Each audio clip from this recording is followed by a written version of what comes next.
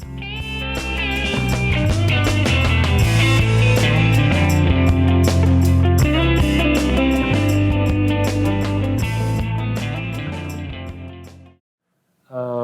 guess we do a roll call.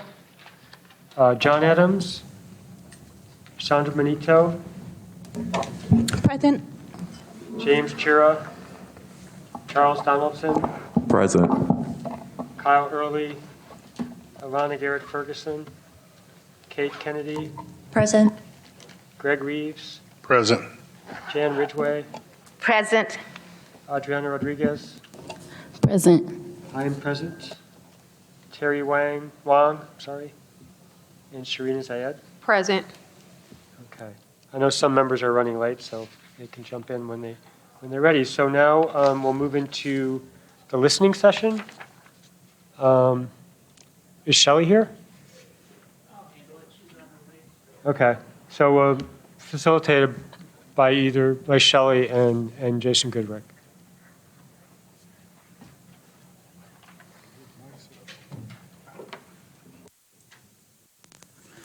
All right, welcome everybody. If you have a comment for the commission, now's the time to come on up and or raise your hand, and I will share the mic with you.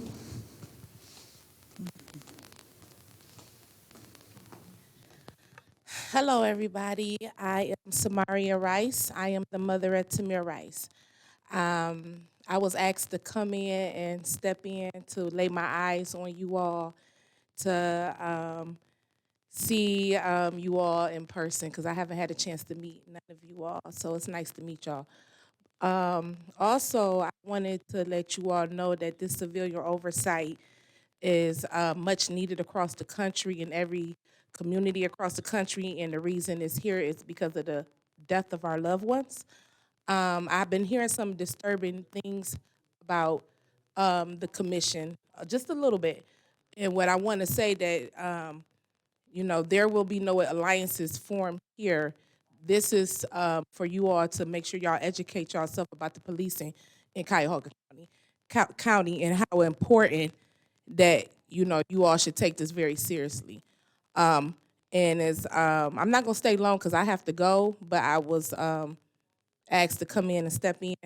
Also, with Jason Goodrich and Shelley, they not going nowhere. They have the skills, they have the knowledge. They are the reason why we was able to put the language together. So, from my understanding, it was some talk about getting rid of them. We're not gonna allow it. So I'm just let y'all know. Whatever we got to do, we got to get back and get the community involved. That's what we going to do. But they not going nowhere, just to let y'all know. Okay? So y'all have a good meeting tonight. And if anybody needs to contact me, Black Lives Matter, these two right here in the front know how to get in contact with me directly. So do Mr. C know how to get in contact with me directly and things of that nature. So it was a pleasure. Thank you. Thank you, Jason. Thank you, Ms. Rice. Thank you for coming. Whoever wants to comment next? Hey, good evening, everybody. Good to see you all here. Real quick, I was just going to say that one of the things that has been noticed is that there have been, like in the recent past, statements made to the media, and those statements made to the media have not necessarily aligned with what's going on or what's been transpiring. Statements in the media have been along the lines of, we need to be moving on, we need to get this process going so that the commission can do the necessary work. I'm in agreement with that. But the things that have dysfunctionally been happening here are not making that possible. So I'm just hoping, like, and just looking at you all, I like, really, this personal stuff, this bringing agendas from outside and bringing them in here, this ain't the place for it. Please, let's get on with the necessary work. Things happen. We definitely need informed and experienced people to continue to be involved with this, because I'm sorry, there's a reason why you're independent. You're independent because the city's going to want to act in what is in the best interest of the city. When you understand that, you will understand, truly understand that, then you'll understand that they definitely want you to make mistakes. You're going to have some hiccups. Those hiccups should be the only things that stall you. Other than that, bringing a lot of the issues here that shouldn't be, not having the people that are experienced here, not having them is going to help stall things. We don't need that. We want to get this ball rolling, and I just hope you guys keep your eyes on the prize, and let's get some work done. Thank you. Thank you, Kareem. Are there any other comments? Good evening. Latanya Goldsby, president of BLM Cleveland, co-founder and author of Issue 24. I just wanted to give some perspective as to what I've seen watching the live streams. Not being here in front of you all, but watching live as most of us in the community does. And what I've seen is what is the start of clique formations amongst memberships. And it's okay to be friends. You all will be working together, and that's what we want. But we want you to use your individual mind and think for your own and remain objective. There shouldn't be any follow the leader and anything like that. Everyone, this is an independent body. You all should be working together, but not to stagnate the work. And, you know, as Kareem stated, all the outside influences and things like that, that should be left outside of these spaces.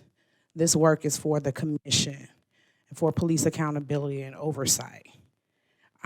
We don't want you all to be distracted from the work because of the nonsense that's going on within the clique formations. We want you all to be present and attentive to what's going on, because this work is crucial. It's very crucial. And we can't allow for mistakes and things like that to happen off the jump. And so that's something that I wanted to stress. Like, this commission was built off the legacy of our loved ones whose blood was shed in the streets by police violence. We're dealing with this on an everyday basis. Our wounds was reopened when Tyree Nichols was murdered. And so that it's imperative that you all focus on the duties at hand. And to make this commission a success, we can't have the clique formations and the I'm voting this way because this person voted that way. We can't have that. You know, we need you to be objective and to use your mind, your own individual mind that you're capable of using. And that's all I wanted to say. And, you know, I'm looking forward to y'all, you know, doing the work, but it's going to take time. You know, there's a training process that you all are in the middle of. Complete that training process. That work is going to be there. As you can see, the police are not going to stop killing people. Hopefully they will in Cleveland, fingers crossed, because we got oversight. But just, you know, Tyree Nichols could have been here in Cleveland. You know, and that's why it's important for you all to understand why you're here. Thank you. Thank you, Ms. Goldsby. Is there anyone else?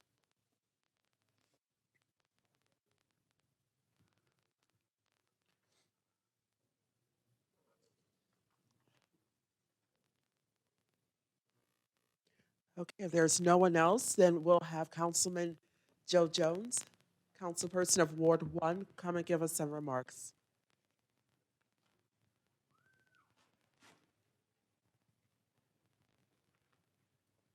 Thank you. To the commissioners, welcome to the Lee Harbor Ward 1 area. I'm sorry you don't have a bigger audience here, but I've talked to the commission earlier as well as in the past, the significance and importance of communications with the citizens. And I would like to get another do-over, which means that I put skin in the game and making sure that we get our citizens out here in full mass. And when our citizens come out here, this venue right here wouldn't hold them. So when I'm working with your people and they're working with me, we can set a venue where people can really come out, really get an opportunity to talk about the various subject matters that most of you all will be deliberating over. And then that way you'll have an opportunity to fundamentally hear from the citizens, and they are the ones who give you your charge and your thrust. And then second, it is an honor to have an opportunity to be an elected official or be a public official. So it is indeed a privilege, and that privilege is empowered by democracy of the citizens. And so listening to them, you can never go wrong. But the biggest challenge you have in front of you today is working together, being on one team. And there's going to be a difficulty in the processing of being on one team and on one page, because you have a lot of different personalities in the room, and you have a lot of different people who have a lot of strong emotions on various different issues. But the challenge is, start talking about what brings you together, why you're here, what the purpose is. And at the end of the day, let's create a great policing department in the city of Cleveland, one where we can all be proud of, one that can set a model for the entire nation, and one where maybe even other countries come in and say, look what they're doing. They're well-trained, they're well-diverse group of policing, and they're doing a great job in our city. That's what this is fundamentally really all about. It's about how we tackle challenges that have impacted our city for over 100 years and more. And some of those issues, as you really start to get granular and start digging down deeper into it, is quite exhaustive. I'm gonna say it's quite exhaustive because I've been there and trying to understand the terminology, understand the perspectives, multiple perspectives, and then at the same time weighing what God has given you, common sense and wisdom, and applying that so that what you do, you're making a difference. And what you do and the time you spend, as God has allowed you to have this opportunity, is important. So I leave you with this. Pray often, listen more, work together, be humble. Be humble. That's what it's really all about. It's no big I's or U's or ambitions. It's about how we really fundamentally resolve these issues. Thank you. Thank you, Councilman Jones. And with that said, then we're going to turn it back over to our Executive Director, Jason Goodrick, so that we can begin the business of the CPC. Or So, yeah, is it on you, thank you, Pete? Shelley. Okay. And thank you, Commissioner Councilmember Jones and members of the community for speaking today. We're now going to go into CPC business tonight. When you start with approval of the minutes from the January 25th Commission meeting. So that was sent out by email earlier, so hopefully all of you have had a chance to review those minutes. So is there a motion? Can we have a motion on the minutes? I put forth a motion to approve the meeting minutes for January 25th, 2023. Do you have a second? I'll second. Okay, having been properly moved and seconded to approve the minutes from last meeting, is there any discussion?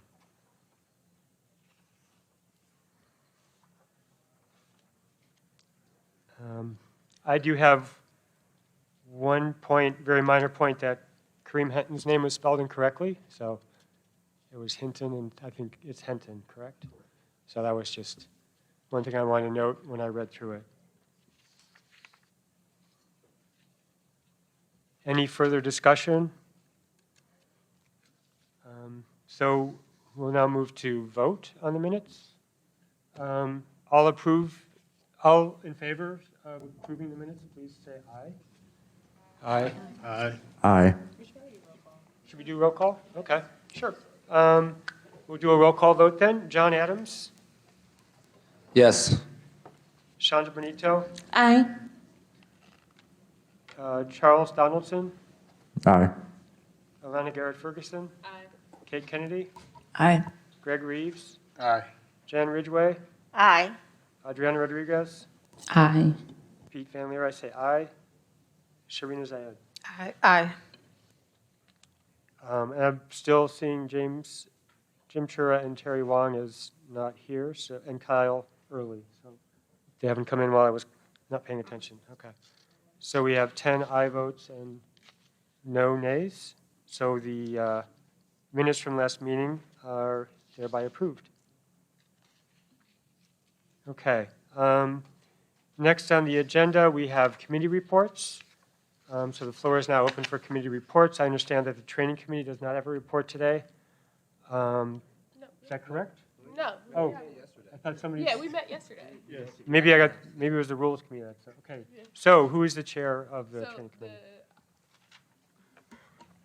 The training committee was co-chaired yesterday by myself and Kyle Early. And so we had 3 takeaways from yesterday's meeting.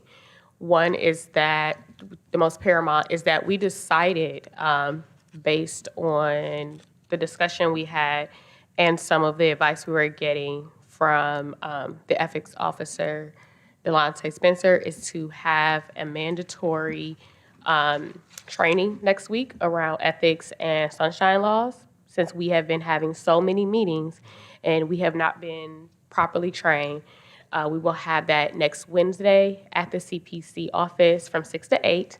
If people are not able to make it, it will be recorded. It will be also live streamed.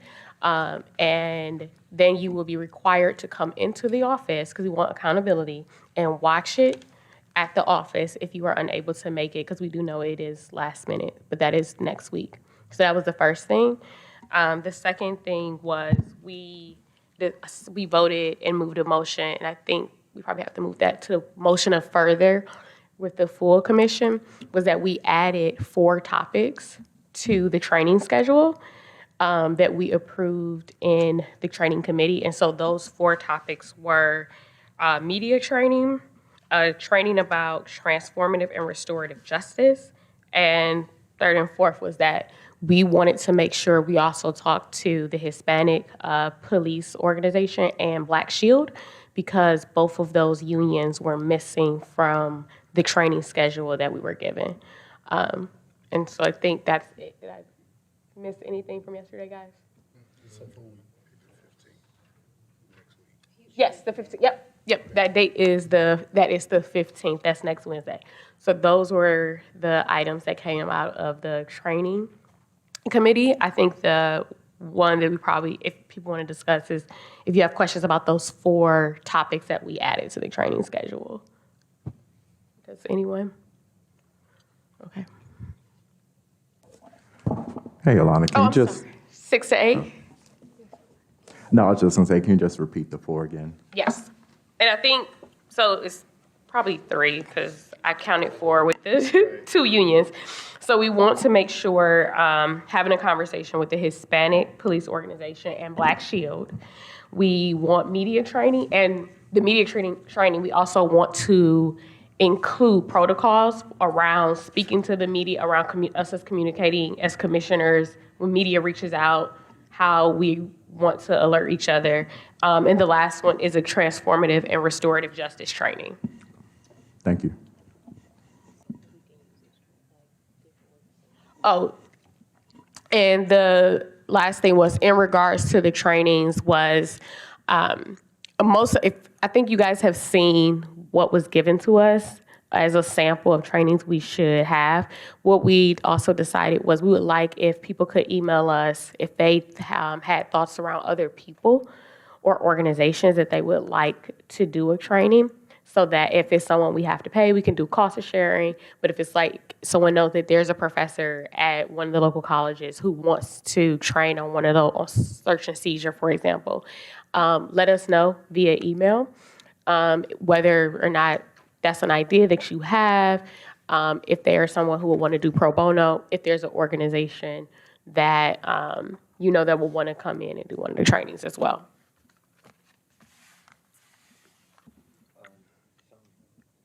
Yes. Should those comments be directed to you directly or to the entire commission? You can go to the entire commission. Okay. Yeah. Thank you. Are there any other questions or discussion? Is there going to be a motion on something else you said? Or is that? Nope, that was it. So that's it? Yep. All right. No further questions for the training committee? Okay, hearing none. Next on the agenda is the Rules Committee. Is there a report out from the Rules Committee? Here's Terry Wong. You're just in time. No worries.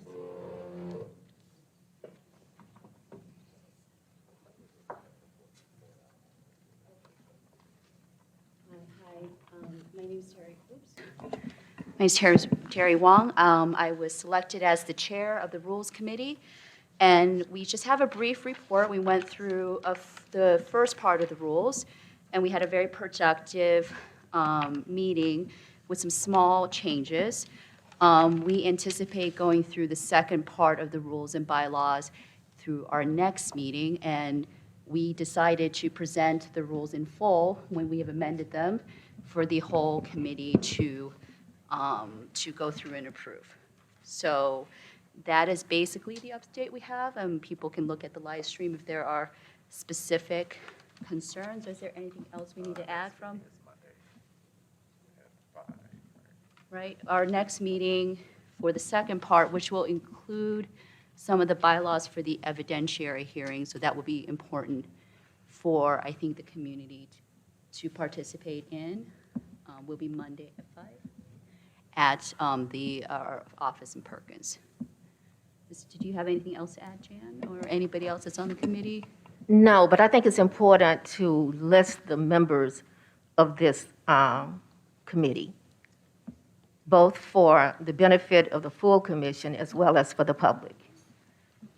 So on the commission, or on the Rules Subcommittee, Ms. Jan Ridgway, Mr. Charles Donaldson, myself,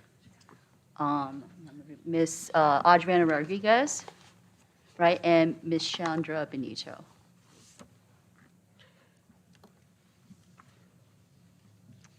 So did either one of you have anything to add, Adriana or Chandra, about our meeting? Alana, do you have something to add? Oh, I was gonna say, do you, Ms. Ridgway, would it help if we all, when we did our committee reports, said who's on those committees?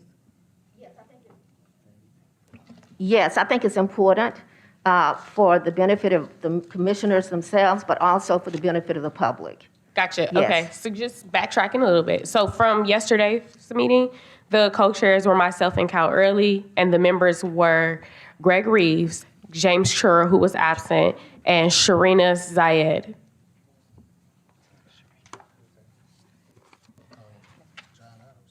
Oh, and John Adams. Sorry. Yeah, John. I'm sorry, John. Okay. All right. Well, thank you, Alana. Are there other questions or discussion on the Rules Committee report out? Okay, hearing none, we can move on to the Budget and Grants Committee and Chair Rodriguez. Thank you for joining us today. I bring greetings on behalf of the Budget and Grant Committee. I will start by providing a quick overview of the budget to help reduce the number of questions and expedite the process. Questions can be brought forth during the debate motion of the committee's motion. The budget is being brought forth to be in accordance with Charter 115. A budget was presented by the mayor to council because the commission wasn't seated and the city had a deadline for the submission. Very little modifications occurred from the original budget proposed. If you review the salary and wages, it's $779,000. It's $779,776. These categories would include the executive director positions, which is mandated in the charter. an administrative manager, which already exists, but the title will be changed to assistant director and would assist with creating sustainability if something happened to the ED, for example, sickness, relocation. 3 project coordinators, which are already in place and include senior policy analyst, senior marketing, and a community grant coordinator. 3 vacant positions with the hopes of hiring office finance and grant coordinator, a general counsel and compliance attorney, as well as additional position with some flexibility. The proposed budget is in alignment with the obligations of employment mandated in Charter 115 of 1 executive director, 3 non-classified competitive positions, a legal representative. Discussions are still occurring regarding the full-time, part-time, the assistant law director. If we review the contractual services, the contractual service category and additional requests for money was submitted for professional services. The year of 2021 and 2022 were impacted by COVID-19, and as a result, we had smaller requests for that. It is anticipated that the scope of our work will be similar to 2020, especially with an all-new board. Contract work becomes essential to helping implement special projects to move the commission forward. Another chief category to discuss is the sub-grantees. In Charter 115, it mandates 0.5% is to be allocated from the Cleveland Police Department budget. This meets that requirement and is budgeted for $1,089,707. So for the order of the meeting, I will now place a formal motion on the floor. The Budget and Grant Committee moves that the full commission approves the budget in the amount of $2,331,497 to be approved by council at their budget and hearing meeting. At this time, is there any debate or questions? Do we have a second for that motion? Oh, Well, she opened it for. well, you So probably you should have have to a have a second. I second. apologize. Motion and a second, so. Would anybody like to second that motion? Are we going to open for dialogue? Well, after the Yeah, second. then it's discussion. I'll second. I'll second to move to discussion and questions. All right, properly been moved and seconded, so are there any questions, any discussion? Yes, so I have a question. I thought, because we were given a more detailed one that we talked about at the meeting, where is that budget? Because that was the one that I thought we had voted out of committee. And I think it's also important to know how many votes were yay and nay out of committee for the budget. So the motion that was brought forth, because I made sure to ask this, because I wanted to clarify, the motion that was brought forth was by Commissioner Pete. And he motioned to utilize the mayor's budget, and there was 2 corrections from the one that was presented by the executive director. And that was to use the mayor's allocation of the 700, that number, as well as increase the professional services to reflect prior to COVID. Just to clarify, And if you want to clarify with Pete. for those who were not present at the meeting, the debate we were having was about the attorney. We couldn't figure out where to place the attorney. So there were 2 scenarios. This is all on the live stream. But our dilemma was we didn't know if we wanted to have a full-time attorney as like a general counsel, or if we wanted to allocate the funds for the attorney into professional services in a contractual place where we may be able to hire a specialist if we need one, or if we thought about maybe a law firm, but we also thought that, we want to be responsible with the funds. So we kind of went back and forth about the attorney, because if we hire an attorney who was in the budget that was part-time, that would mean that we would also be obligated to pay benefits. So we weren't sure if we wanted to do an actual full-time, well, not full-time, it was a part-time position, but it would have required us to pay benefits. So what the committee decided, with some direction from Delonte, Spencer Thomas from the mayor's office, we were informed that we would have the support of the council from the mayor's office, that in the charter, the city representation is obligated to help us legally. So with that considered, we decided to move the funds, additional funds, into contractual services in case there was a scenario where we might need additional representation. So I just want to just put that out there, that was sort of the conversation that we were having. Yeah, and I think what we ended up doing was creating, putting the budget together so that we had some flexibility to figure that out and decide as we go, like in consultation, to figure out what the best way would be. But the way we passed the budget is to allow us to do what we need to do. So I would say, I would like to hear from, Well, I have it's important, so I think it would be worth some discussion with the rest of the commissioners on that particular point. I think I have a slightly different memory of the conversation. It's not contradictory. It was, we did have, considerable conversation about the lawyer and also considerable conversation about the salary of a few of the support workers.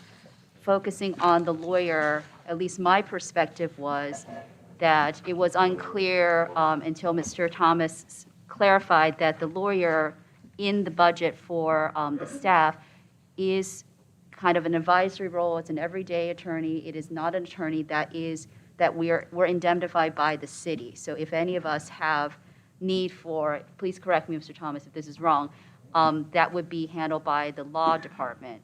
My concern was that I believe that if we had a full-time position, we would have to give full benefits.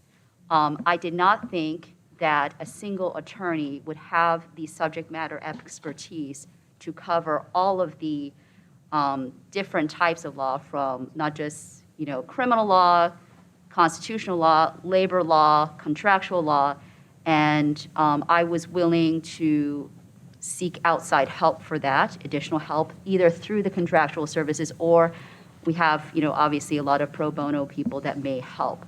So I don't know if that is a slight, and I don't remember if we 100% determined whether that would all go into contractual services, but we did realize that there was a discrepancy between the $977,000 and the $1.048 million. The two numbers, one given by the city. So we sought to approve the higher amount to give a little bit of leeway. There is another issue that's recently come up. There was also discussion about outreach, whether sufficient resources was given to outreach. And that is my second point, because on January 30th, I just found out, unfortunately, that City Council has moved to ban the use of TikTok and WeChat on all city-owned devices. This seems to be in accordance to what is happening nationally and on the state level. My concern is that WeChat is one of the major ways that Asian American communities communicate with each other and with their local government. So my concern is if there is not sufficient remedies made for that, we are breaking communication, one significant line of communication to one of the largest growing demographics in the city. I was streaming before when I was unfortunately tardy, and I did not hear the Asian community mentioned, nor did I hear the Native American community mentioned, and they are, according to statistics, significantly impacted by police violence. So I am just concerned now, in retrospect and in present, about the allocation of funds to outreach. If we're not using social media and we don't have ways that are electronic that will take people going into these neighborhoods, and those people I think should be compensated for their time. and their efforts. So I'm opening the discussion for those two things. And there was discussion about the pay of the 4 supporting roles. I was in support of those salaries. But I think, I mean, I'm guessing, I didn't think that we were done with discussion. I could be mistaken. It might Commissioner not- Wong, if I may, a point of order, I think what we need to do is really focus on the overall budget. And I think there's flexibility in there, but I think the point that we're discussing right now is really approval of the budget as a whole, rather than, I mean, that's what came out of committee, and as I think somebody mentioned, it was a 4-3 vote to approve the budget and bring it to the full commission so that we could vote on the budget tonight and allow, the work to move forward in terms of the city council presentation and so on. Commissioner? Well, I'll yield first to Chandra. Go ahead. Thank you. Chairperson, I just wanted to ask a clarification question, make sure I'm understanding, and I guess I'll direct that to Chair Rodriguez, or Chair of the Committee Rodriguez. But so from what I'm understanding is, so in addition to the Executive Director, the Assistant Director, and then the 3 project coordinators, the $662,396 also covers 3 new positions that would be posted. One is a Finance and Grants Officer. One is a kind of an additional position that has some flexibility. And then the council, that is the kind of subject of this discussion, and all 3 were full-time? Is that correct? So we do have some flexibility, and that is the under 115, that's from my understanding, under the executive director. So I cannot answer full-time, part-time, or anything of that nature. I'm just answering based on the last page of the budget. 115 mandates an executive director, an assistant director to be in alignment, as well an attorney, assistant administrator, that's 0, and project coordinators, right? Which what we already have in the office. And the 3 positions, I think that, to clarify, is vacant, but I still cannot answer that information was presented by the budget that was given from the executive director. Okay. So what I hear you, sorry. So what I hear you saying is there's 3 vacant positions. It's not exactly clear what that's going to be. That'll be under the discretion of the executive director. But we do know that there's a mandate for the attorney, and that could either show up there or in the contractual services. It should show up in the salaries. And from my understanding, contractual services is for research. If we want to do certain policies and we may need additional help, like First Amendment, Fourth. So that, we do have pro bono as well, but that's very specific towards projects.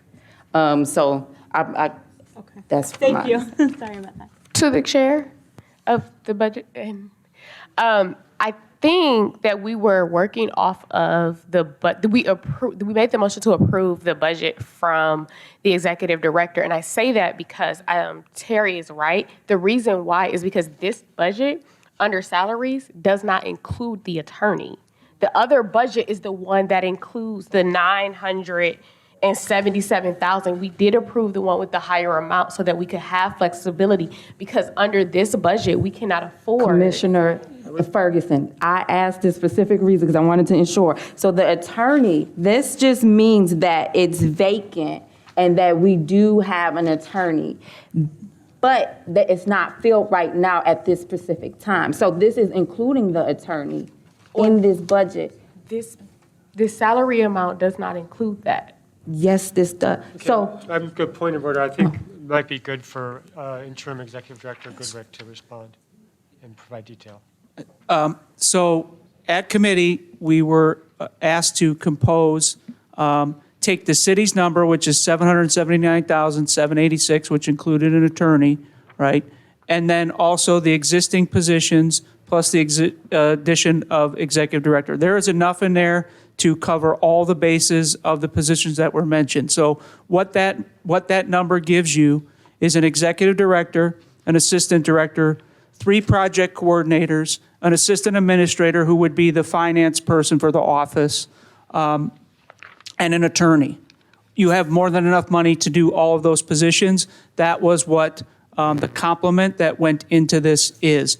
In addition, you asked for an increase to $50,000 in outside professional services to be able to supplement that with any contractual work that is required. So there is more than enough there. And keep in mind, we have to get through a budget tonight because council requires your approval of the budget to be forwarded, and council hearings on budget are next week. So the motion before us is to approve the budget. Is there any further discussion, Commissioner Early? To the chair? I just wanted to clarify because I'm sorry. Let's let I didn't Commissioner hear. Ridgway Go speak. ahead. I'm sorry. Go ahead. I didn't hear. I just want to clarify that when we were in the meeting, what we learned was that there are essentially 2 parts to the budget. There's the basically the personnel portion, which is like essentially just like the salaries and benefits and things like that. And then the other part is basically more of like the professional service, contractual services, and those are more discretionary where within that part of the budget, we have flexibility to move things around after the budget's approved. But it's important that everyone knows that whatever we approve for the personnel part, we cannot change that. So once we approve that part of the budget about the, all of the positions and everything, that's going to go to council. And my understanding from the meeting is that that's, with the exception of the executive director being able to work within the salary bands that are in the positions, that will be locked in, but we will have the flexibility under the other part of the budget. So I just want to just put that out there because we did learn that in the meeting. Thank you, Commissioner Adams. Commissioner Ridgway? Yes, I guess I was thinking that because of the urgency of getting this approved so it could be submitted to City Council, that we were basically working within the bottom line, whatever that bottom line is for the budget, and that we had some flexibility down the road to adjust within line items, but within that bottom line. Is that correct? That's my understanding. Chair? Would you like me to comment on that? Yes, please. So you have a 21% increase in the budget before you from the bottom line. So the city is mandated to allot you $1 million in your general operating fund, plus that's not including the grant portion. That's a different allotment, right? So it's great that they presented a budget that went a little above, recognizing that you do need some additional resources to do that. So when you voted to keep that higher amount that the city allotted, it gave you a lot of ability to add the staff that you're going to need to get the people power to get this work done for you. It's above the floor what the city presented for you, and so that's great that you're recognizing and accepting that higher amount to get the job done. Chief Delante. So just a point of clarity, Delante spent his time as Chief Ethics Officer for the City of Cleveland and serving as, Mike's coming, interim legal counsel for the commission. Thank you. So just a couple points of clarity. So what Commissioner Adams mentioned is partially correct in that, and this goes to Commissioner Ridgway's point as well, that there are 2 numbers that are essentially solid. That's your personnel budget and your operating budget. So things can potentially be flexible within personnel and they can be flexible within operating. But what you cannot do is take money from operating and move it to personnel and vice versa, right? And so the call to the question is correct in that what you're essentially being asked to vote and approve are those numbers, right? So whether there can be some flexibility within those sections, right, you have the discretion to be able to do that. But you're looking at essentially whether or not that total number, whether that personnel number and that operating number is enough to be able to carry out the duties and responsibilities of the commission. So I want to be very, very clear on that with respect to the budget. And so ultimately, what was approved in the budget committee meeting was that, right? That these numbers, and you looked at, or ultimately you approved the numbers because the city, we submitted the budget in the absence of the commission that included the higher amount as Executive Director Goodrick mentioned. But then the committee also opted to use the breakdown that the Executive Director use for the dollars, right? So the city committed or submitted a proposal that included a breakdown and that the executive director made recommendations to alter a bit, if that provides clarity to the group. Thank you, Chief Thomas. So the motion before us is to approve the budget for 2023. Are there further questions or discussions? So I just want to clarify, because I have written down here, just to clarify on top of Mr. Thomas's point, the contractual services are in the operational budget. Yes. And the salaries are in the personnel. So what we have in the personnel for the attorney is $85,000 for a part-time attorney, not an attorney that will, it's just an advisory role, should be, and the reason we did not make that full-time is that that would require 50% benefit wage. It could be full-time. So, It could- right, enough to the make it full-time. 85,000 is for Is the enough. attorney, period, and then that can be decided what that looks like. And so the question is, if we need, because one attorney is probably not going to be sufficient in knowledge, do we have enough in contractual services? Let's not take for granted the pro bono. Let's just assume that that's not even on the table at this point. So the contractual services, I have written down 55,000, but I also wrote down plus 17,000 from the 30,000. So what was the amount that we had agreed to for the contractual services? 50,000 was the average, so we agreed to the average. 50,000. And could you clarify, is it surveys, consultants, training, special investigations? I was fine with this before until I, saw, to my earlier point about the limits on social media that may impact, I think, a lot of communities. Do we have any clarification on that? Or if other, I think in that meeting with City Council, it was mentioned that multiple social media platforms could be limited. So that would increase the need for manpower in reaching out to the community at that point. Do we need to reserve more for the outreach to the community in the contractual services? So we're all the way, we're, by the time this starts moving forward and we get those positions filled, we'll have plenty of money with that allotment to get done what we need to get done. If we reassess, we'll come into budget for next year, and then we'll have more information on what exactly we'll need. I think you have a lot of working room there. The $50,000 is about what we spend to get everything we need done in that area. So when you guys said that, it's a good baseline number. If we grow from that, we'll be okay. In the future, we can ask for more. But I think we have the operational budget to get it done, and you have some flexibility, so we can move some stuff around there to supplement that from the operational side, not the personnel side, but there's more than enough in operations to make some tweaks if we need to. Because I can't speak on what an issue will cost like that, because we don't know yet. So budgets are usually based on what we know and what we can prove the cost is. Great. So we have, I have a concern that I'm noticing. I think because of the way we're sitting, everybody cannot tell. And Commissioner Wayne, I don't think you heard the chair, Adriana.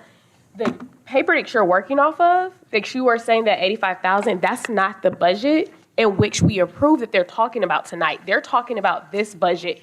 That is why I raised the concern earlier that I thought, similar to what you are now raising that you're talking about, that the budget we approved was the budget that you're talking about that we were given by Executive Director Jason. But tonight, we were given this budget, and this is the budget that we are working off of. And then this budget that you were just handed, it's not that $85,000 for an attorney. It is $113,000. I also have concerns because if we're conflating those two budgets, then that's a transparency issue for the public, because they do not have the budget that was given to us by Jason. They only have the budget that was presented tonight, but you're asking questions based off off of Jason's budget, because I think that was the one that we all were talking about in terms of salary, because those numbers do not match what's on here.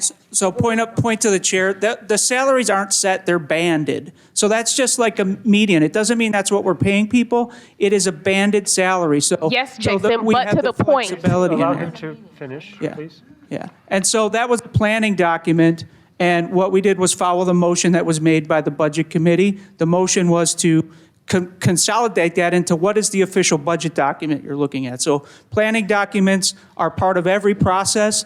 We don't always present every single document in the future that went into planning the final document. You're looking at the final document that was produced and then verified by the committee, the chairs, that is what it was supposed to be in the end. So this is what the budget will go forward and look like to council. It's in the format that council looks at, exactly in the same format that it's in the city book. It's that way for a reason, so that we can put it right in there and present it. And if I may, point of order, we're looking at this process, and I want to just clarify what I've been hearing and what I remember from last week when we had the committee meeting, is that these two large buckets that have flexibility within them. They would be approved for this coming year and there's some flexibility within there that we have enough from what the executive director is saying, that it gives us enough to do the work that we need to do in the shorter term, and we can build on that moving forward. So the point here is that, let's keep focused on the larger picture of the budget, and is this, is the question from the committee is to approve this budget from the Budget Committee. And I know Commissioner Reeves, you had your hands up, and Commissioner Wong. I just got a couple of quick questions. One, is there any way we can get more money? Nope, that's it. No, right? We can't get more. My understanding would And be- we got to come to a decision tonight, right? The city already gave us a 21% increase above what the floor is, so that is getting a good budget. I mean, So- I don't think there's another department that was allotted that amount of increase, and it's to support the work that you're doing. So I mean, pushing back on a 21% increase is a little hard. I'm really just trying to simplify something a little bit. We can't get more. We got to make a decision tonight. All these other things is for the Budget Committee to go over. That's not something that we need to do tonight. We need to approve this money or not. Exactly. So I think we should try to move toward a vote on this. And if you have a question specifically related to that, Commissioner Wong, we've had a lot of chance to talk. I think I'd like to hear from others, but if you have a quick Okay, I comment, just want please to go. put a quick point of clarification. We did get this document that is in front of us tonight, this general fund budget that is for the city. And we received two budgets, Jason Goodrick's budget and the city's. And we approved for the higher amount, or wanted to move forward as a subcommittee, 1.048 million, while Jason's was 977,000. So inside of this budget, this handout that everybody has contains the money for the salary. It's just more itemized on the specific budget that Mr. Goodrick gave us. So I just wanted to clarify that this is not the first time we've seen this budget that's in front of us. The numbers can be a little confusing because they're designated in, the line items are described in other ways, but it is the same. Okay. It is for the same purpose. And as Mr. Commissioner Reeves have said, this is the amount. So we're moving for the higher amount. That is the maximum amount that we can get to provide leeway for all the needs that we need this year as a commission and as a community. Thank you, Commissioner Wong. Commissioner Zaid, do you have a question? No. Nope. Are there any further questions or discussion? I'm going to call for the vote.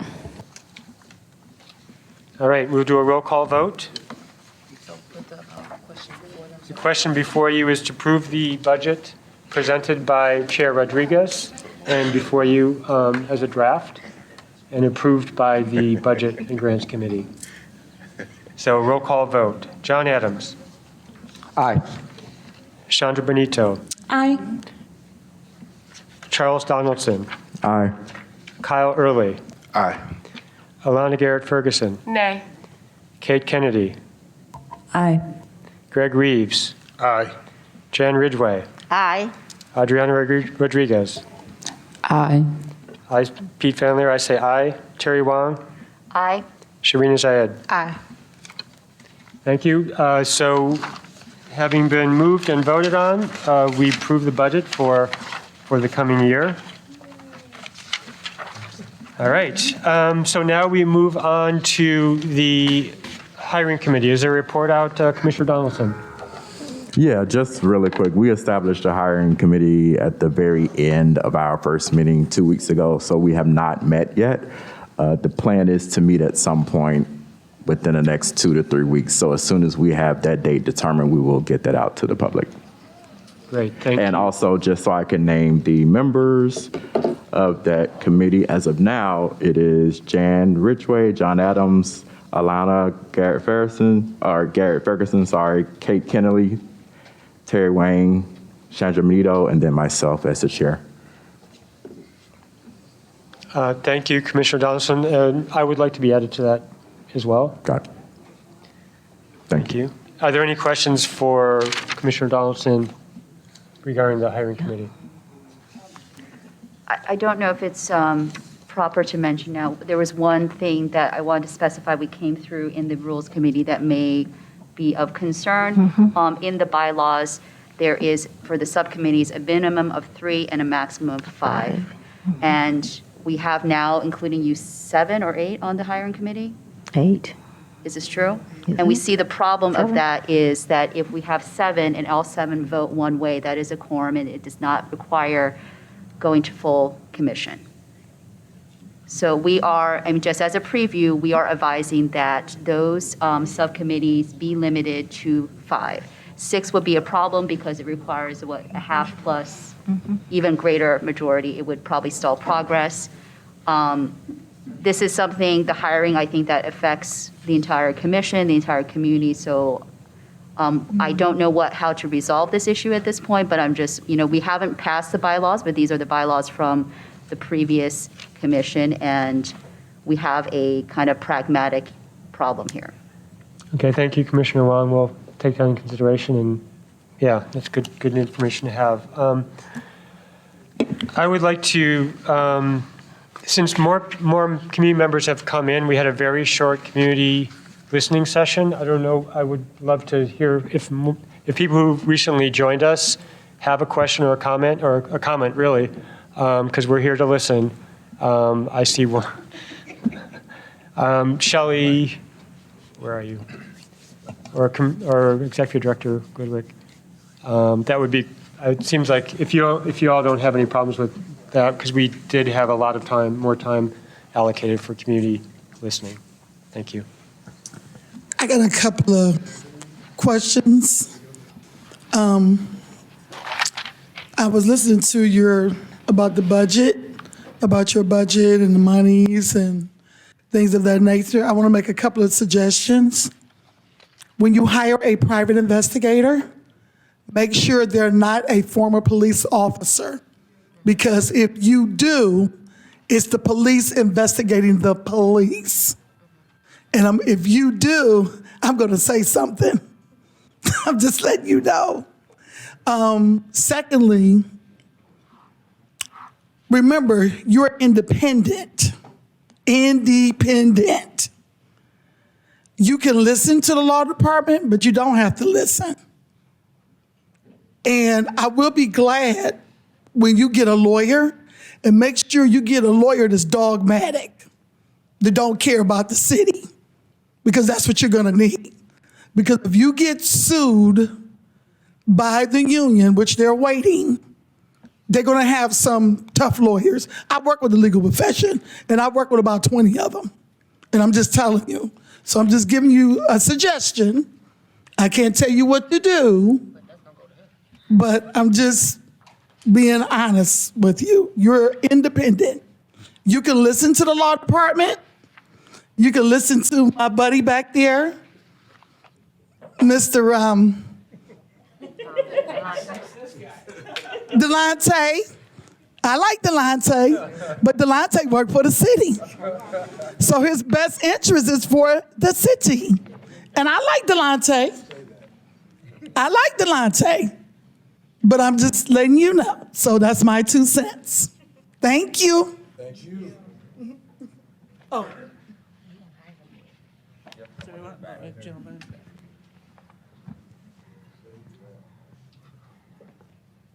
Good evening. My name is Calvin Reed. I'm a precinct committee person in Precinct N, Ward 2.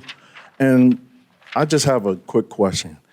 If something were to happen tonight and you wake up with the police officers killing a young man, a young woman, whoever, tonight, how prepared are you to put an action plan in tomorrow afternoon?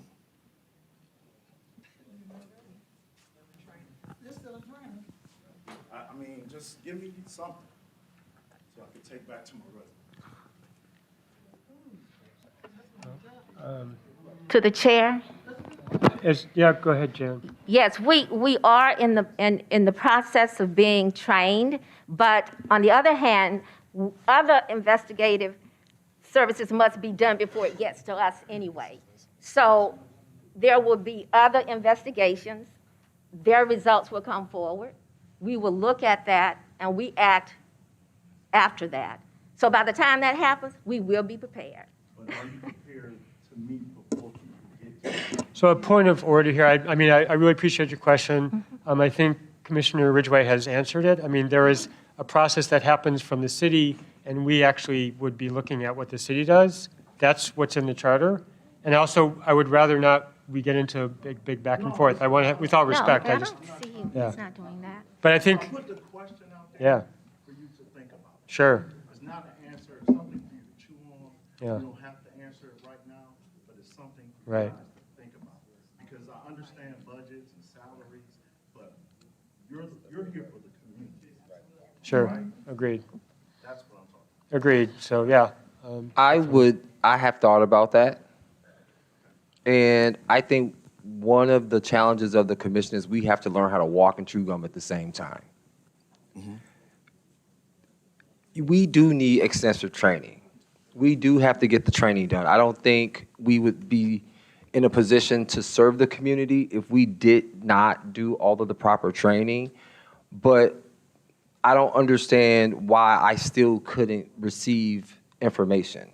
I don't understand why we still wouldn't be able to receive documents that we're going to have to. I can read, documents while I'm getting trained. So I do hear what you're saying, and I have thought about that because we want to do this right. It's a big deal, but you're right. Like something could happen, and people are going to be looking to us, and I do have the confidence in the people that we have here that we would be able to at least issue a statement or at least be able to be transparent and update the community on what we're doing. I feel like at a certain point, that's the most important thing is that we are open and honest about what we're doing and where we are. And I think that the people in Cleveland understand that they want us trained properly. So I hear you and I share your sentiments, but you don't know us yet. But I have confidence that we will respond accordingly. Okay. Thank you. Commissioner. To the chair. Okay, go ahead.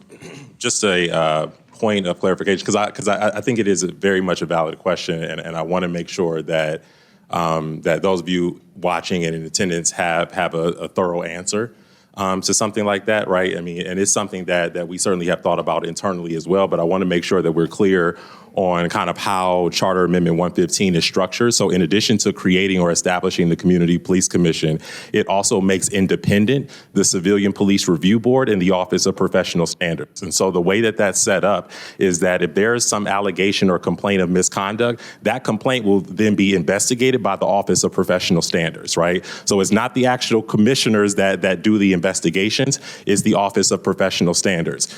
Once the Office of Professional Standards then conducts or completes their investigation, they then submit a report to the Civilian Police Review Board. The Civilian Police Review Board will then conduct a hearing, look at the evidence, review the report from the Office of Professional Standard. Now, again, both of these are also both now independent entities pursuant to Section 115. So Office of Professional Standards investigates, they submit a report to the Civilian Police Review Board. The Civilian Police Review Board then makes a recommendation to the Department of Public Safety as to the discipline that should be imposed or not imposed on the officer in question. Where the CPC comes in is the CPC has the ability to review those decisions, right? They have the final authority to be able to say, hey, we see the decision that the Division of Police made with respect to an officer, and we're now calling an evidentiary hearing, for example, is something that this commission would have the power to be able to do, and they would be able to overturn or impose discipline pursuant to 115. So I want to make sure that that's clear that there are multiple entities working at play. So if an incident were to happen tomorrow, right, it's still that Office of Professional Standards that has the authority to investigate and produce a report that they would then submit to the Civilian Police Review Board. And at multiple steps in that process, the commission would be able to review. So there's a couple different things at play. And so the hope is always, again, one of the things that the commission did to its credit on day one was establish a training committee that will put forth and they met last night, right, to start to put together their own training that will encompass and allow for them to carry out their duties and responsibilities, right? So there's a bunch of different things working at play within the city structure, again, that are all independent from the city. Thank you, Chief Thomas. I see you have your hand up, Brenda. Commissioner Ridgway, did you have a comment directly to that? Or? Just, I would love to make a comment before we move to new business. And since this was the last thing on old business, I wanted to make a comment before we move to new business. Okay. Very well. Okay. I want to say that this is only the full commission's second meeting. We have had some committee meetings. I would ask our community, our residents, our public to extend us grace as we began to do this work. I think that there's so much that we need to know that we don't have time to deal with the superfluous stuff. And this was all part of what came out in the public comments. And I know we're not obliged to respond to those comments tonight. We could have done them in writing. But almost every comment spoke to what has happened or is happening on this commission, and I think we need to respond. I believe that our purpose is that consent decree. Our purpose is to reform the police department in order to make our community safer, our residents safer. That should be our purpose. We don't have time to deal with the superfluous stuff that will divide us, that will prevent us from doing the work that needs to be done. We need to deal with fact, not fiction. We need to be transparent and not have hidden agendas. We need to work with sound investigative practices, not accusatory innuendos. We need to deal with logic and not emotion. And while some of that has come up, I think that we can self-correct. I think that we have an amazing group of commissioners sitting at this table. I think we bring an amazing amount of experience to this commission. And my hope is that we will move forward as we were selected to do, not to deal with the superfluous stuff that can derail us and take us away from the work that we should be doing. And I would love for that to go in the record, because I said it. I don't want to come back. I said it, okay? And so I think it also means that as commissioners, we need to take our work seriously. We need to not deal with things that could possibly derail us, but also lose the credibility and the trust of the community that we are accountable for. We may be accountable for the police, but you all are accountable.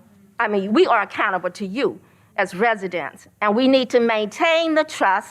We need to maintain or develop it and then maintain the trust, the credibility of the people we are here to work for. So I wanted to say that before we move to new business, and I just want to put all of us on notice that we have a responsibility to do what we have been selected to do. Thank you, Commissioner Ridgway. Okay. I see one, Brenda Bickerstaff and Rosie Palfy, if you'd like to make comment, Ms. Bickerstaff. Mike's coming up. Okay, I'm gonna just say this real quick. What the question he asked is a good question. So maybe among yourselves, you need to ask, if a shooting happened right now, when we walked out of this door, what would you do? Even though our friend Delonte has made some suggestions, we're talking about your independence. You gotta think on your feet. Think fast, quick, and smart. Y'all gonna love me when this is over. All right. Thank you very much. Ms. Palfy, do you have a question or a comment? Hi, thank you. My name is Rosie Palfy. I'm a member of the City of Cleveland Mental Health Response Advisory Committee. It was created as a mandate of the consent decree, and it doesn't get much attention. And so the way that Article 115 was written, it does not mention crisis intervention, but it does not exclude crisis intervention. And there are numerous places in the new charter language when they talk about subject matters that the new commission will address, it says to include, comma, but not limited to, comma. I'm not a lawyer, but those sound like magic words to me. So let me tell you something. This committee's been in place for 7 years. The Adams Board of Cuyahoga County ran the committee up until November 4th. They had a memorandum of understanding, and the city did not staff the committee. They terminated that memorandum of understanding. Are you okay, sir? Okay, good. They terminated that memorandum of understanding in early November, and we were not told if the committee was disbanded or not, but we got an email from the health director from the city in early January, and we were told that he's going to chair this committee.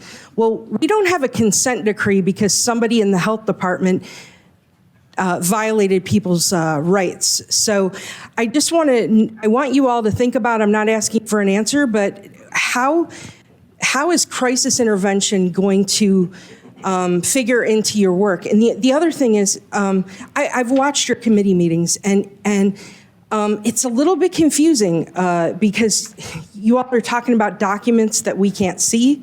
That for the training, you all had submitted a document to the police department. The police department came back.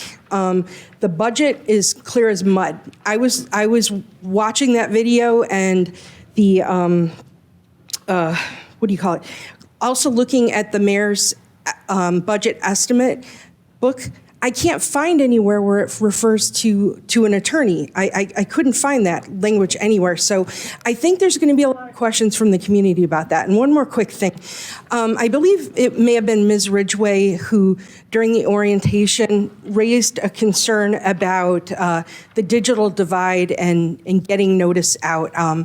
I know people want to be engaged, and I just think that maybe you all should consider utilizing local community newspapers, such as like the Cleveland Observer. They cover the East Side, and they've got a website. So maybe that's something that you all should consider with, putting out meeting notifications and also about your special events. And I just want to thank you all because I know this is a huge commitment, and so thank you. Thank you, Ms. Palfy. Chair, may I respond? Certainly.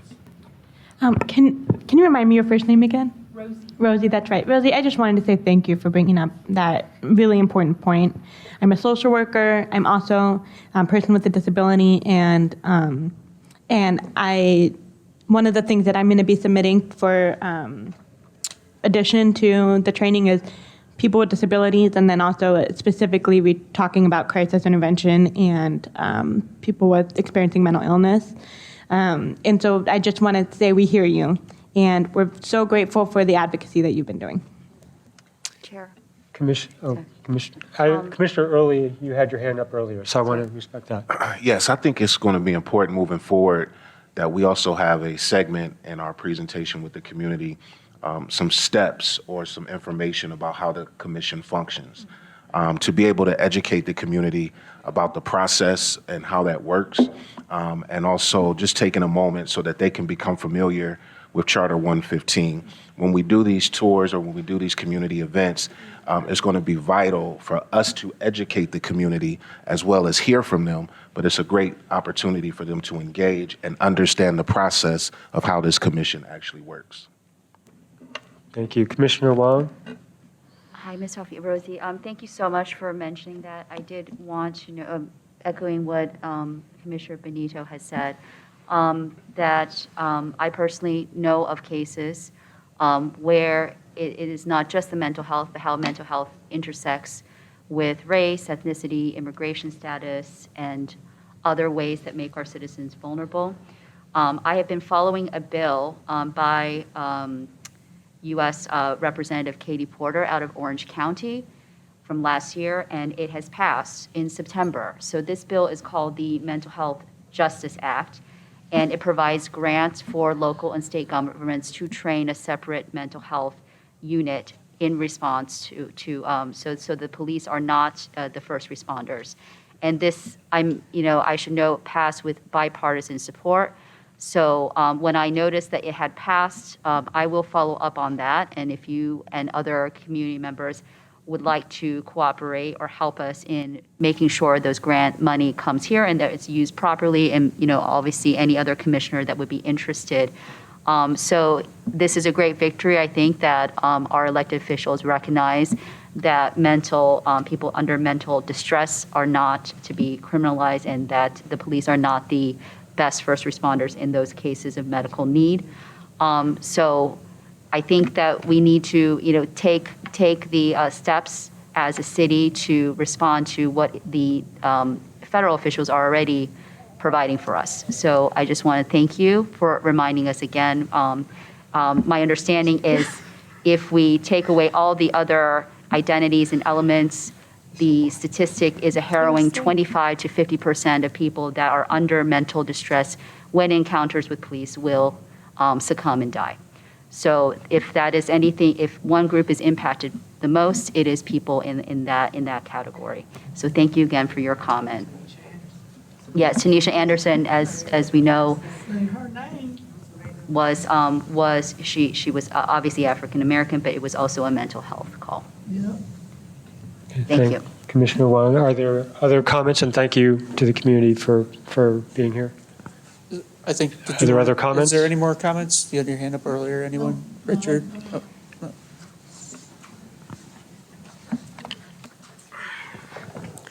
Good evening, everybody. I'm Lou. Hi. I really welcome all of you to be the first batch of the commissioner after issue 24 has been successfully showing that community needs huge help. The work will be tremendously heavy. Some of the challenges, I'm not sure if you have seen them coming, but I believe Alicia there, Latanya there, and even myself, Rosie Pelfey, we have seen them coming for way before last year or way before 2021. Lots of the situation you have heard. It's very important for you to also be educated throughout these listening sessions. So I wish we would have more of that constantly, because lots of people are afraid of speaking up because they will be retaliated. Not necessarily directly arrested by police or anything, not anything like that. But in each neighborhood, you have bullies. They are the one having certain connections to put you in trouble. Sure, at the same time, there are people in each neighborhood who have no fears to speak up. This is the reason why I wish you do not stop with only around 6 months of listening session with a broader time in your meeting to accept public comments. I wish you will even create more channels for your even online meetings if you have a way. And I'm really happy to see that we will have a web form for people to put in that. But will you be able to receive that in time for each meeting? I'm not sure. So don't worry about TikTok is being banned, because digital divide actually prevent lots of people getting on those platforms anyway. I wish you will open up your eyes that there are lots of grassroots communities. They have people really on the ground to help you out, to really do the old-fashioned traditional way, door to door, knock on doors, going to the neighborhood, actually talking to people. These are the groups probably in the future you should watch out if they apply for grants. If they are not, find a way to encourage them. You need lots of help because you are very good at your own professions, but you do not know other fields. You cannot learn that fast. You only have 24 hours a day, just like everybody else. So thank you again. Welcome all of you. Now, I wish our commission will be successful. Go, go, go. Thank you, Lou. Are there any other comments from the floor, from the community? Okay. Hearing none, I think we can open the floor for new business. Does anyone have a new business item for discussion?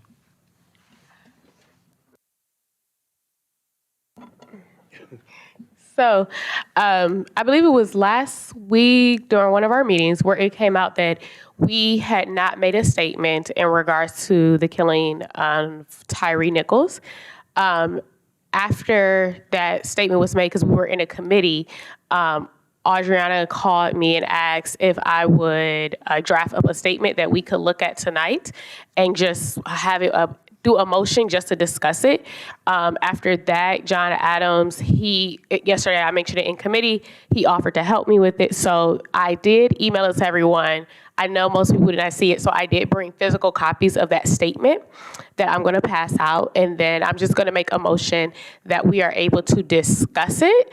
It is in no way, shape, form the final thing at all. I would love everyone's input. But just because of time and looking at we have been the only entity in the city of Cleveland that has not made a statement, just put it together with John and myself. So I will pass it out, and if anyone wants to second that motion. I second.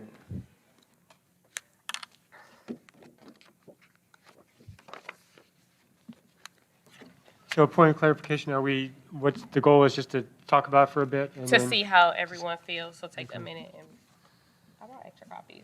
Wait, I'm just gonna take one and pass it this way. No copies for our community, though? Should we- I made like 20, I think there is some people can pass out. We can share if maybe, if You can share. I don't need, I have the laptop, so. If someone, So should we take a minutes to read it to ourselves? we can, yeah, so we're gonna just read, take- we're gonna take read it out loud as well so that everyone can hear. This is not, This is, If you read it out to the public, that's. All of us haven't approved it. Right. Yeah, she hasn't even read it yet. so you don't So- want them to see it at all? I mean, no, because we haven't approved it Too late now. Okay, someone asked, was there extra copies for community, so I thought that maybe you wanted. I think the point of order, I think, like, it's a public document at this point. I think the question at hand is whether we read it out loud, because that would, from my perspective, would imply that this is a statement that we're all in agreement with. And I think at this point, we haven't read it. A lot of us Gotcha. haven't Okay, read so it, we won't read it out loud. So we won't read it out loud, that's fine. No, I don't think we, unless I gotta we're, say something real quick. I personally was opposed to making a statement.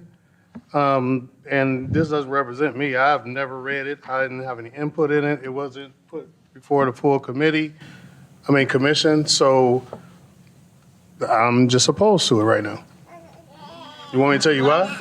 You gotta think about this stuff before you say stuff. So, yeah, go ahead. So this was never intended to be reflective of like everyone. It was, again, we noticed that we are the only entity, so like the Civilian Police Review Board, all the other entities, and they are also independent under Charter 115, has made a statement in regards to Tyree Nichols. We had not made any statement. We know that time is of the essence. We knew like there was just a lot going on. So we drafted a statement that we all would look at, read. If we hate it, we hate it. It doesn't go out. That's absolutely fine. But we wanted to say that we should have some statement and wanted an opportunity for input. And since the last time we were together, this has been pretty much the only other time that all of us have been together. So my apologies for passing it out. When she asked, was there enough copies? I thought that meant like you wanted to hear how community felt. But no, this was just a time since we were all together and we're not together all together at one point. And we know there's a digital divide. So also, even through email, a lot of people are not always utilizing their city email and things of that nature. It was like, okay, let's print it out. Let's have it for discussion. If we hate it, we throw it out. If we start anew, that's fine. But it was literally just for the commission to be able to read, say how they felt. And again, Commissioner Adams did help with this as well. I would like to make an amendment to the motion that we take this with us. We don't necessarily need to discuss it tonight because I think we're not really prepared to do that. I mean, I'm hearing from Commissioner Reeves. I'm not sure what others think. It just feels like a discussion would be prolonged, and I'm not sure where we would get. Like if there's another way we could take this and look at it and then work on it at another moment. That would be my amendment. Commissioner Benito? I second that motion. Can we put a timeline on it, or can we put a timeline on when we can talk about it and make a motion, or we just don't make a statement at all? Because I think that's, without putting a timeline on it, I think it just ends up we don't make a statement. To the chair, one, I'd like to hear Mr. West's comments on the process of this, and then two, I'll follow up with my comments. But I know you were going to say something, so I'd like to hear it.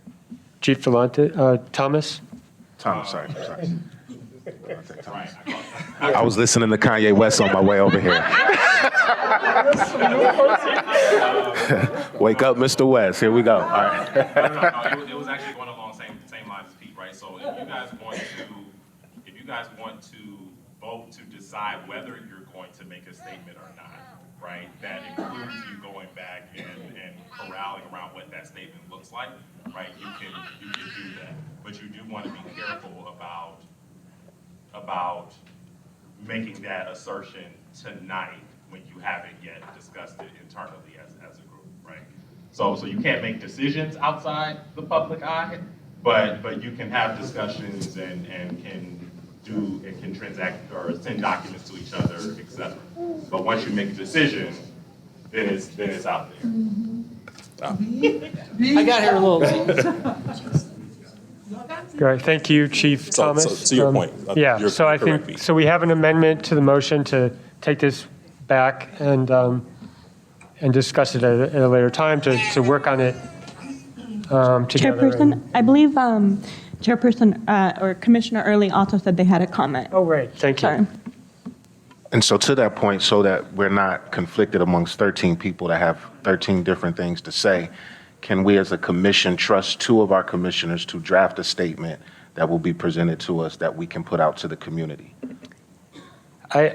To Commissioner, I think that is what happened already. So I think we need to figure out if there is, but the idea of having a smaller group, do some work might be good, but it would have to be shared, again, back to the full commission. So if we have trusted two people to draft that statement, when then can we read it, vote? It doesn't have to be tonight, but to Commissioner Garrett Ferguson's point, when can we put a deadline on it to release a statement?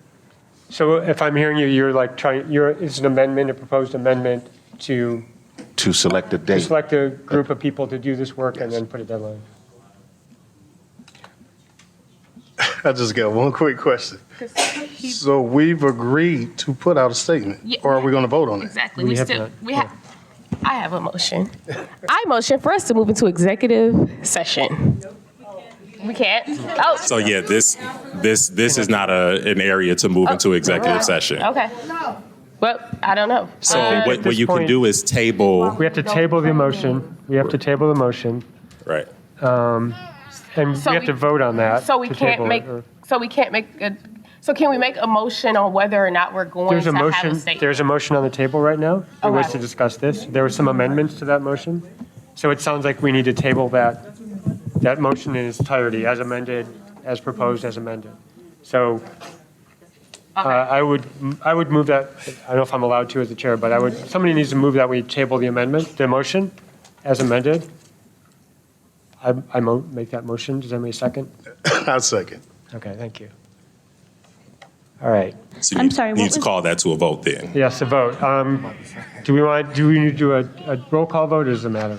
Can you Do a roll repeat call the? Okay, I'll do a what roll we're call voting on, vote. please? So the motion is to table the motion that was made with the amendment. So we table it, and then we can start discussing if there's a different motion to make. So we need to vote on that. There was a second from Mr. Reeves, and so we'll do a roll call vote. I gotta find my list so I don't miss anybody. Commissioner Adams. This is to table the amendment. Can I make a point of clarification? Sure. So what I'm understanding is that we put forth an amendment initially about putting a group together or about discussing amongst ourselves to make a statement,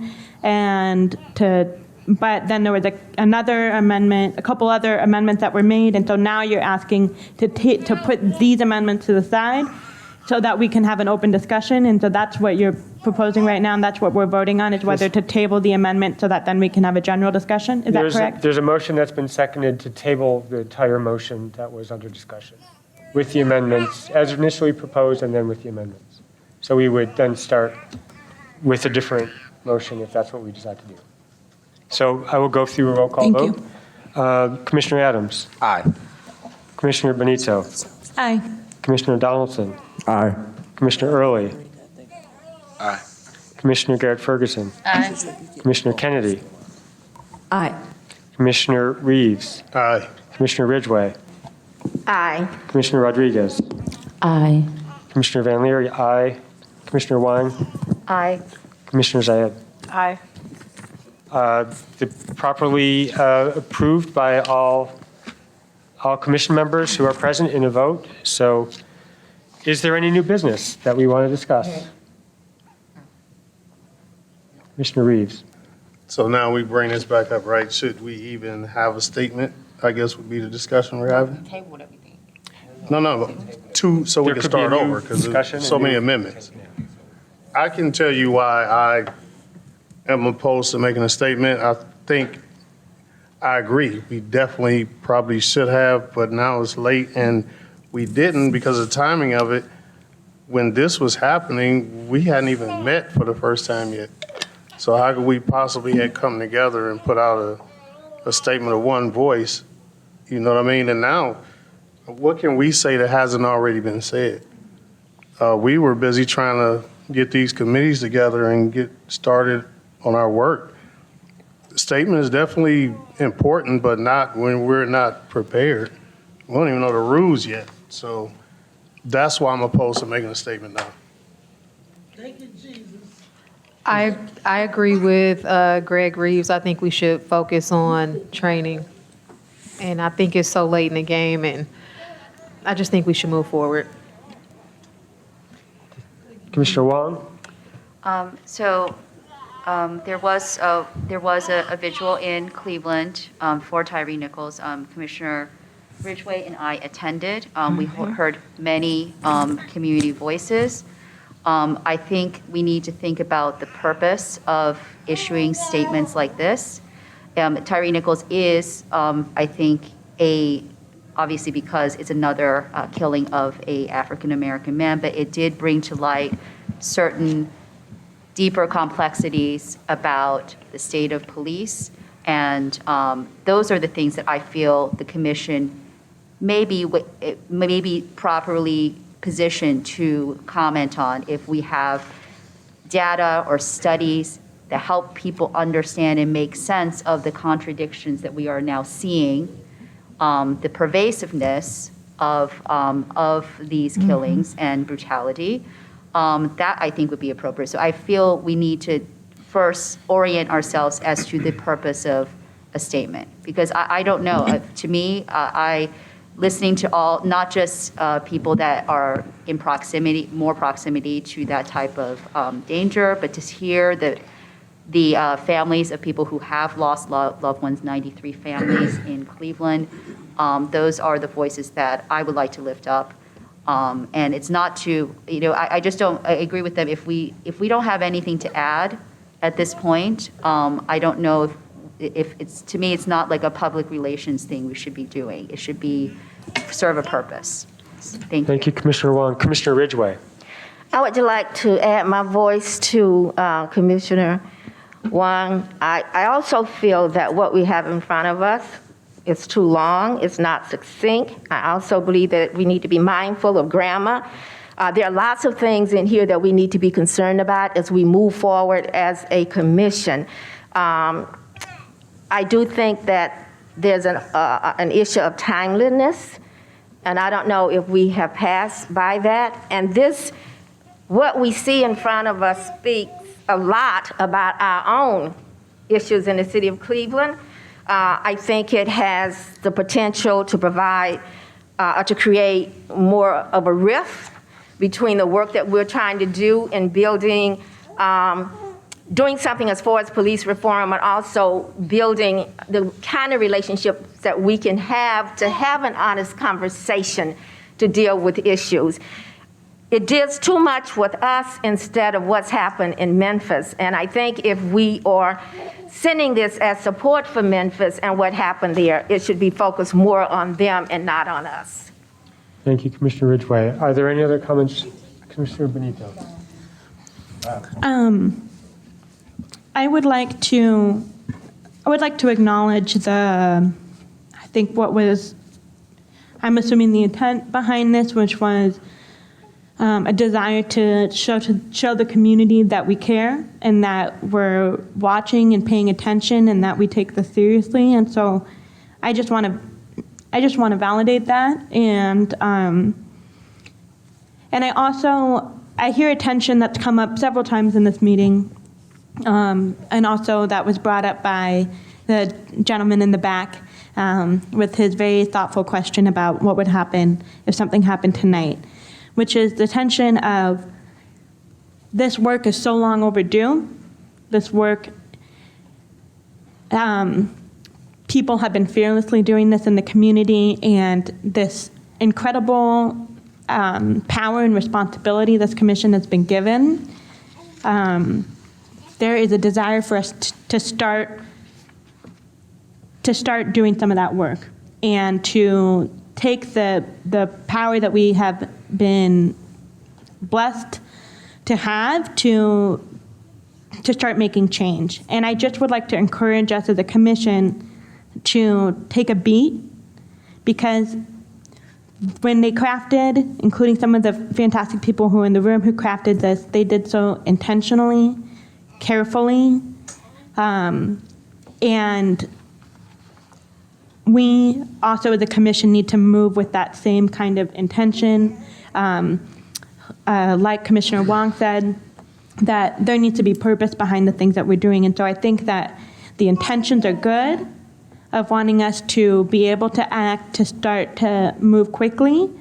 But I think for long-term, for us to be able to enact change long-term, for us to be able to create reform in the city, requires us to do so thoughtfully, requires us to sometimes slow down, requires us to take the time to build relationships in the community, requires us to take the time to do training. And so I just encourage us and hope that we can work together to take that time and to not put the cart in front of the horse. Thank you, Commissioner Benito. Commissioner Donaldson? Yes, thank you. She basically said everything I was going to say. But I will add, I just think it's very important for us to take a moment to just pause and breathe and really, think about the work that we're going to be doing. Establishing a foundation is very important. As some of you all know, my background is HR, so I'm always thinking about training and being prepared. So I do want to also acknowledge the intention and the efforts, and the thoughts that went into this draft statement. I really, really appreciate that. And I know that at some point we are going to make statements, but I think that should really focus on our foundation and what we're planning on doing moving forward. And then, like Jan said, I just really want to reiterate at this point, this is our second meeting, so please give us grace. We're still learning each other. There is a lot to learn. When I sat before the city council, I told them I have a lot to learn. So I'm here to take in the information. I'm here to listen to the community, but I know that we have a very solid foundation already. We just have to build on that and just keep moving in the right direction. Thank you, Commissioner Donaldson. I just want to add my voice, and then Commissioner Early, I agree with everything that's been said by these previous 6 speakers of the commission. There's a lot of what you said is really said it better than I would have said it. So I really, I'm glad we're heading in this direction. Commissioner Early. Just so I can just share some thoughts here. I don't think statements are to always bring solutions, but they always are available to speak to the conscious of what's going on. And for some of us, we speak out. We speak out on our social medias. We speak out in our communities.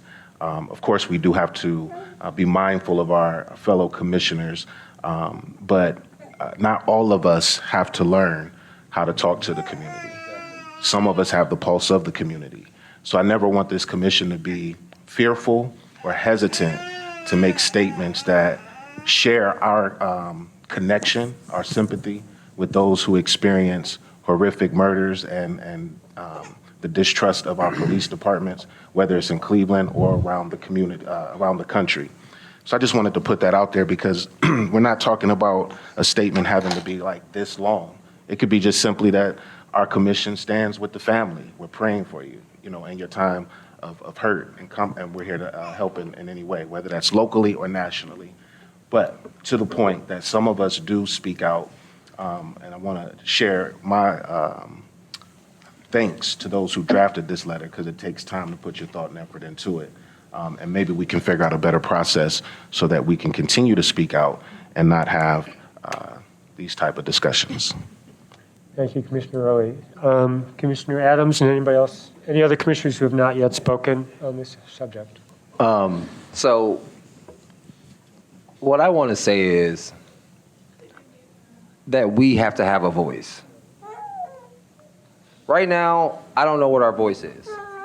I know that we are still forming, but when we went to that event on Monday, I don't think that those people at that event felt like it was too late to say something about Tyre Nichols. If we want to go through a process and create a process by which we will streamline and know sort of what our processes and procedures are when we need to draft a public statement, I'm okay with that. But as a black man in this country right now, I am not okay with saying nothing about Tyre Nichols. So if, I might be in the minority when we vote, and I'm okay with that. That's how this works. But I just cannot understand, after watching all those black men and those black mothers with their sons on Monday, all in the long line to say what they had to say, I don't know how we don't say anything.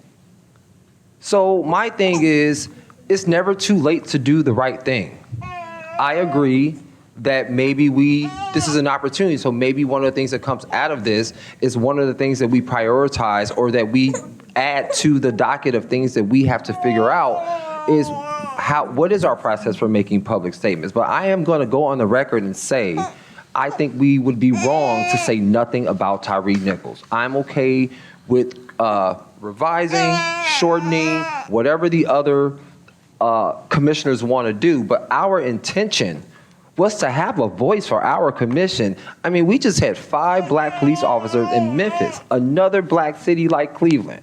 That could be here. There could be 5, that could happen here. This is different. As a person who studies history, we talk so much about this whole time. We've been talking about white officers on black men. And now this case completely nuances all that. It is a policing problem. It is a culture of policing problem. It had nothing to do with race this time. But those black officers thought they could get away with it because it was a black boy. Everybody is free to hunt black people in this country. And so I feel like, as a person who knows the history, this case is different. We're supposed to be different. We cannot be afraid to act. And that's my frustration so far on this commission. I understand. Like I said, we got to walk and chew gum. We're walking, but we ain't chewing gum. So my thing is, it's fine. I'm going to be outspoken and voice how I feel, but I would say, I think it would be a mistake for this commission to say nothing about Tyre Nichols. We can't keep hiding behind training. This training going on forever. We're going to always be learning. We have to get some teeth. We have to. They gave them to us, and we don't want to use them. I understand it's a lot of moving parts, but we have got to get ourselves in a position like this man asked us. We are going to have to act. We just can't say, oh, sorry, been only 3 months of training, see us in 3 more months. Life ain't stopping in Cleveland, and these police are not stopping. So I can go along with the group about a process, figuring that out. But I'm going to say I am not okay with remaining silent on this case, which is changing the dialogue about how we talk about policing. This case has helped people see policing as a culture. We are not hearing this white and black on this case. So I'm just saying, that's just my comment. I'm okay. I will support what we want to do as a commission because I support the commission. But I do want to say, I really do hope that we say something. Thank you, Commissioner Adams. Are there any other comments Me? from? Okay, So as- Commissioner Garrett Ferguson. As someone who helped write this, I want to note just a few things because I think, and thank you, Shanita, for mentioning the intention behind it. It was never intended for it to be this like complete long or for it to only encompass a few voices, but we wanted to put enough in there so that we could pick out and see, are there things that have not been said? There are things that we wrote in there that have not been said. We did make sure that it hit home, and one of the reasons why is because of what we saw on Monday, but also in understanding that with this new police killing that has just happened, it has opened the door for more conversation, and it has opened the door to discuss something that I think a lot of us have not taken time to actually think about. I think Commissioner Wang actually sent out an email when Tyre Nichols first happened and asked, hey, we should pay attention to this, and no one responded. There also was a time I sent a text message, hey, and it was by another commissioner that asked, hey, you know what, Alana, says you mentioned this, Commissioner Wang has mentioned it before, draft something up. And that race piece is very important. And the reason why it's important, and one of the reasons why us talking about this and not belaboring it, and maybe it's because I actually have been in community and I have worked around on this issue for years. So I'm not new to this. And I'm gonna say what I wanna say anytime that I'm gonna say it, and no one's gonna stop me. That's number one. But also because one of the things that is always noted amongst police reform is that you need black officers. That is always noted. And so one of the things we have not talked about, which Commissioner Wang has brought up, when we are thinking about the policies and the procedures, when we are thinking about GPOs, are we actually thinking about the full extent of reform? There was also language in there that points to work of the old commission, because just last year, they noted in Cleveland that Cleveland has been working on police reform for 100 years, and ain't nothing happened. 100 years. Things have happened, but not to the extent that this stuff has actually been prevented. And so those were the types of things that we wanted to highlight, to start that conversation so that we can get out of just the rubber stamping of all of the other commission business that we have to do, but really start talking about policing, which is, hey, there's some of the stuff that was listed is that we need a more diverse police force. That's right. But we also noticed that, hey, in a majority black city, black people still got killed. Let's actually start having a conversation about use of force, about search and seizure, about the fact that we are in a city that this has happened before and it has taken 100 years. So those were intentions that were put behind it. And that was what the intention was for us as a commission to finally come together to start having a conversation about policing and not just this. And so that is why it is important that we are able to make a statement, even if not now, but in the future. And some of us have raised concerns about what is the protocol going to be around making statements. That was something we even highlighted in the training committee yesterday. Okay. So it wasn't ever intended for it to just be two people, but it was intended for us to continue to start that dialogue about actual policing. Okay, thank you, Commissioner Garrett Ferguson. I would like to ask if the commissioners who haven't spoken have anything to add. If not, we need to move forward. Commissioner Zayed and Commissioner Rodriguez have not spoken yet. Do you have any? You don't have to speak, but if you have a comment. Okay. Commissioner Zayed, are you good? Okay. Well, I would suggest we move forward then. Commissioner Connolly also hasn't. Oh, I'm sorry. You're right. I've been keeping a list, but I missed. Okay. Thank you, Sheldon. Okay. Is there anything else we need to propose or move forward on? There was one other piece of new business, but other than that, sure, Commissioner Wong. Say something that may help bring us closer together, because I'm sensing that there are kind of binaries being created that don't need to be.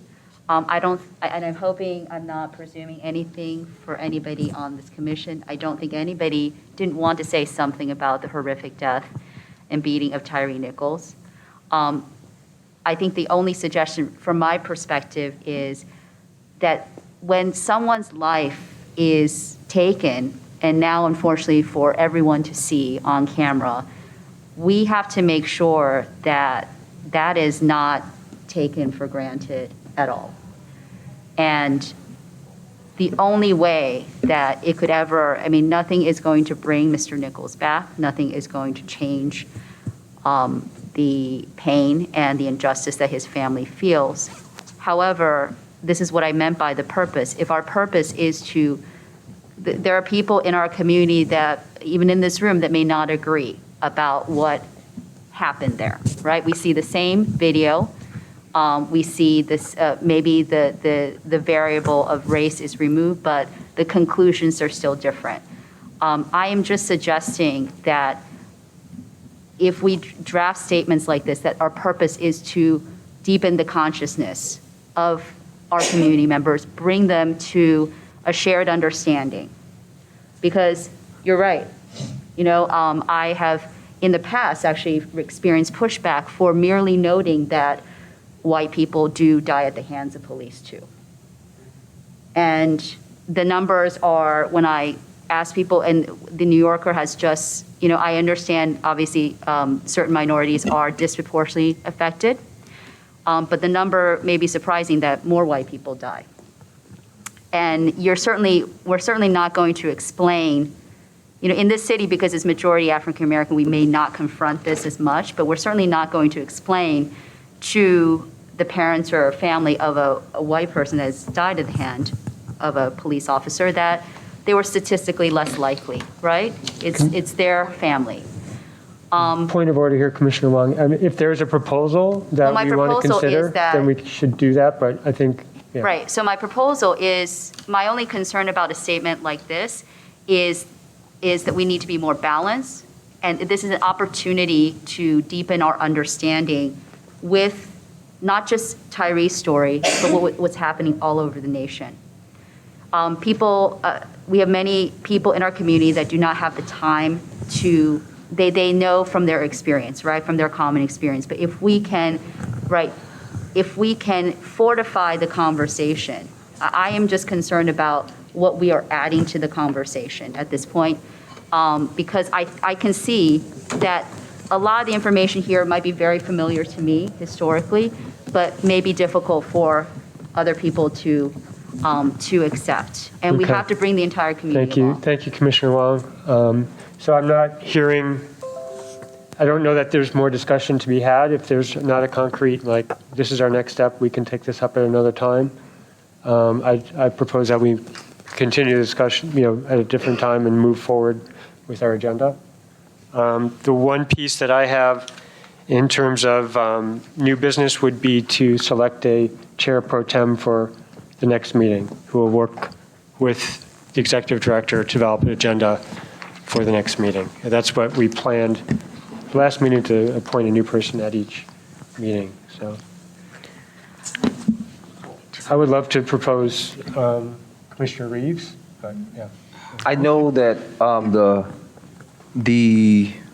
committee yesterday, the training committee, we had made some suggestions to add some training to the next meeting.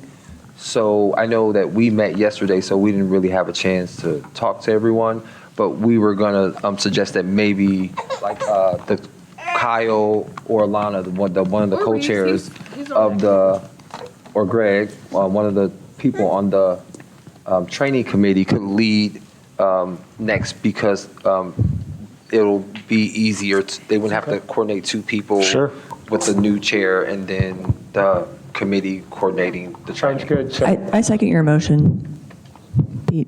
okay, so we have a properly, if I'm allowed to make a motion, but we properly have a second for Commissioner Reeves to be chair pro tem for the next meeting. And it sounds like that aligns with having somebody from training on it. I accept. Excellent. So do we need to do a roll call on that, or can we just do an aye? So check, so it's properly moved to second, you want to check for any discussion? Oh, discussion, right. Any discussion? Hearing none, I would say all in favor, please say aye. Aye. Aye. Aye. All opposed, please say nay.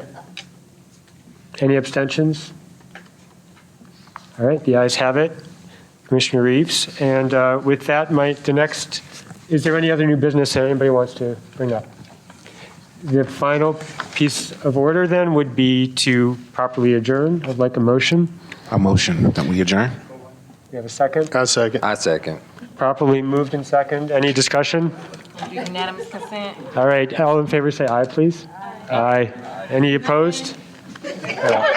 Thank you all.